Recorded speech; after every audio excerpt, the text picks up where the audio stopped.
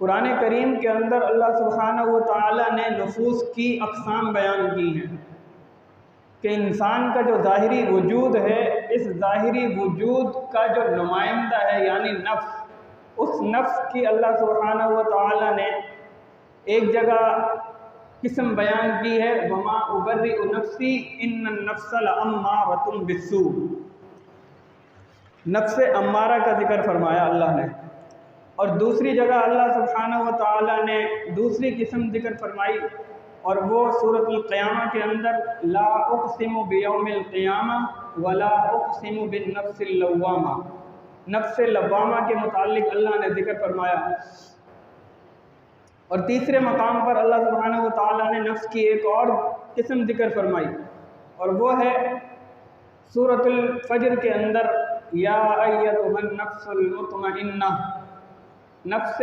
مطمئنہ کے متعلق۔ اب نفس امارہ کیا ہے، نفس لوامہ کیا ہے، نفس مطمئنہ کیا ہے؟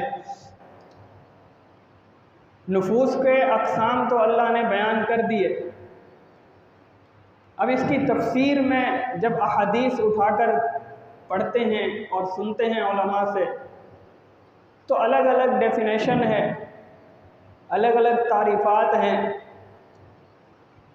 قرآن کی روح سے اگر نفس امارہ کو دیکھیں تو نفس امارہ جو اس امارہ کا معنی ہے وہ ہے حکم، امر سے نکلا ہے، حکم کرنا، حکم دینا۔ اللہ نے قرآن کریم کے اندر جو ذکر فرمایا وما ابرئ نفسی ان النفس لامارۃ بالسوء، امارۃ بالسوء، یہاں اللہ نے واضح ذکر فرما دیا کہ نفس امارہ کا کام کیا ہے۔ نفس امارہ کا کام ہے بالسوء، گناہ پر ابھارنا، گناہ کی طرف راغب کرنا، گناہ کو اتنا خوبصورت اور مزین کر کے رکھ دینا کہ دیکھنے والا خود بخود اس گناہ کی طرف لپکے۔ جیسے دنیا کے اندر میں اور آپ دیکھتے ہیں کہ گانا بجانا ایک گناہ ہے، اور گناہ کبیرہ میں آتا ہے۔ حدیث پاک میں آتا ہے کہ الغناء ينبت النفاق کما ينبت ماء الذرع، کہ گانا بجانا، گانا سننا اتنا گناہ کا کام ہے، اور یہ کام ایسا ہے کہ یہ گانا دل کے اندر اس طرح سے نفاق کو پیدا کرتا ہے، منافقت کو پیدا کرتا ہے، جس طرح سے کھیتی میں جب پانی ڈالا جائے تو کھیتی پانی کی وجہ سے اگنا شروع ہو جاتی ہے، تو اسی طرح سے حدیث پاک میں آتا ہے کہ جو شخص گانا مسلسل سنتا رہتا ہے تو اس کے مسلسل گانا سننے کی وجہ سے دل کے اندر اسی طرح سے ہی نفاق پیدا ہونا شروع ہو جاتا ہے، جس طرح سے پانی کھیتی کو اگانا شروع کر دیتی ہے۔ تو یہ ایک گناہ ہے۔ اب یہ جو نفس ہے انسان کا، نفس امارہ، یہ نفس امارہ انسان کو اسی گناہ کی طرف راغب کرتا ہے، مزین کر کے دکھاتا ہے۔ اس کا میوزک انسان کے کانوں میں جب لگتا ہے تو انسان خوش ہونے لگتا ہے،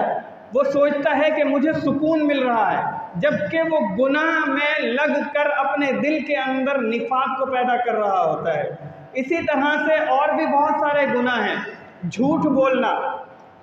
یہ ایک بہت بڑا گناہ ہے، لیکن معاشرے کے اندر جھوٹ کو کوئی گناہ سمجھا ہی نہیں جاتا۔ جھوٹ علماء فرماتے ہیں کہ جھوٹ گناہ کبیرہ میں آتا ہے، لیکن میں ہر دوسرے بندے کو جب بھی ملتا ہوں، دیکھتا ہوں، یا میں اپنی بات بھی کروں تو معاشرہ مجھے یہی دکھاتا ہے کہ میں کاروبار کر رہا ہوں تو جھوٹ سے کر رہا ہوں، میں اگر کوئی لین دین کر رہا ہوں تو وہ بھی جھوٹ سے کر رہا ہوں، اگر میں کسی سے گفتگو کر رہا ہوں تو اس میں بھی میں جھوٹ کی ملاوٹ کر رہا ہوں۔ حتیٰ کہ جب کوئی دین کی بات بھی، ایسے اسکالر آ چکے ہیں کہ جو دین کی بات بھی کر رہے ہوتے ہیں تو اس میں بھی اللہ اور اس کے رسول صلی اللہ علیہ وسلم پر جھوٹ گھڑ رہے ہوتے ہیں۔ توبہ نعوذ باللہ۔ تو جھوٹ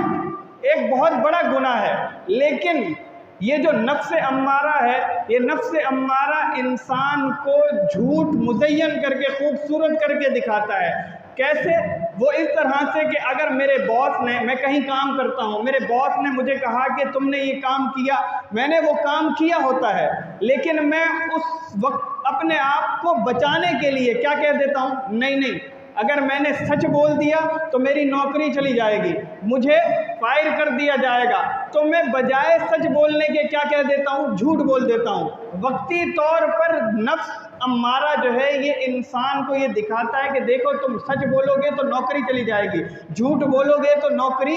بچ جائے گی۔ اسی طرح سے اور بھی بہت سارے معاملات ہیں کہ جس میں نفس دکھاتا ہے کہ اگر تم نے سچ بولا تو تمہارے ساتھ یہ ہو جائے گا، جھوٹ بولا تو تم فائدے میں رہ جاؤ گے، جبکہ اصل میں وہ سچ بول کر فائدے میں رہے گا، جھوٹ بول کر فائدے میں نہیں رہے گا۔ لیکن نفس امارہ انسان کو اس گناہ کی طرف کیا کر رہا ہوتا ہے، راغب کر رہا ہوتا ہے، خوبصورت کر کے دکھا رہا ہوتا ہے۔ تو اللہ فرماتے ہیں کہ نفس امارہ جو ہے، یہ نفس امارہ انسان کو گناہ کی طرف کیا کرتا ہے، راغب کرتا ہے، گناہ کا حکم دیتا ہے۔ امارتم بالسوء، گناہ کی طرف حکم دے رہا ہوتا ہے کہ تم یہ گناہ کرو، شراب پیو، زنا کرو، ڈکیتیاں ڈالو، جھوٹ بولو، پڑوسی کے حقوق نہیں ادا کرو، اپنے والدین کو دھتکارو، اپنے چھوٹوں کو دھتکارو،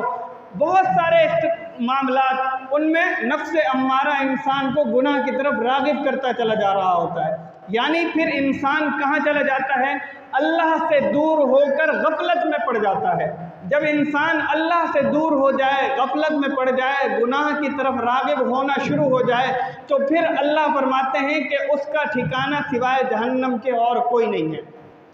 تو یہ ہے نفس امارہ کی مختصر سی